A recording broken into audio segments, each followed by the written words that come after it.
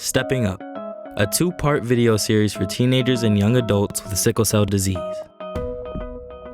Transition is a time when kids with sickle cell disease are changing their health care from a pediatrician to an adult medical practice.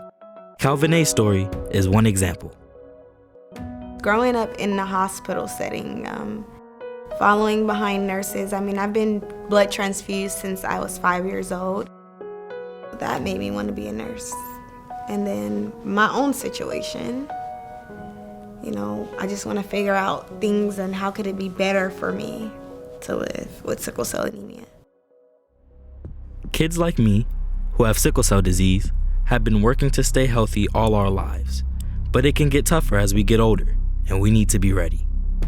It's important that I tell the people underneath me what it's like and what it will be like so that they will be prepared, because it's a hard thing. It's really hard.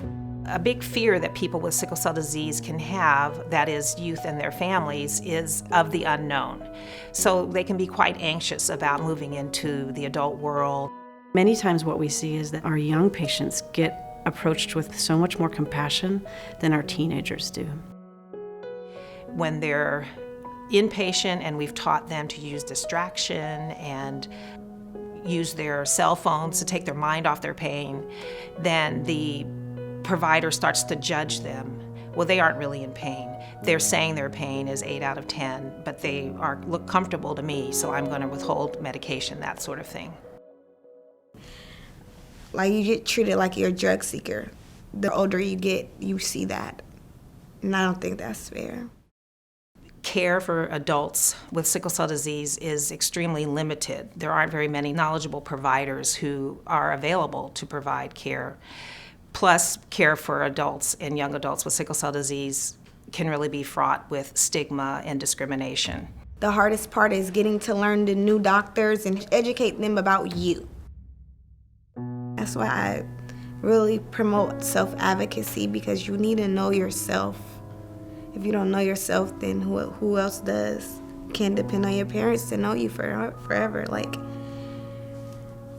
You have to teach others. I think one of the important things patients need to understand is that it does take time to develop trust with their new provider, and that they need to be patient with that process, and that hopefully they will find someone who understands sickle cell and who is willing to approach them with compassion.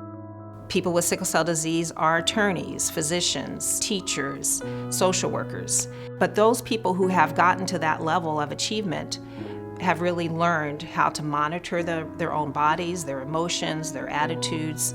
They have confidence in their ability to move forward in their lives and to accomplish those goals. And that's what we want for all of you. It's all about you, really. It's all about you. You just have to learn yourself. You know yourself. It's your responsibility now.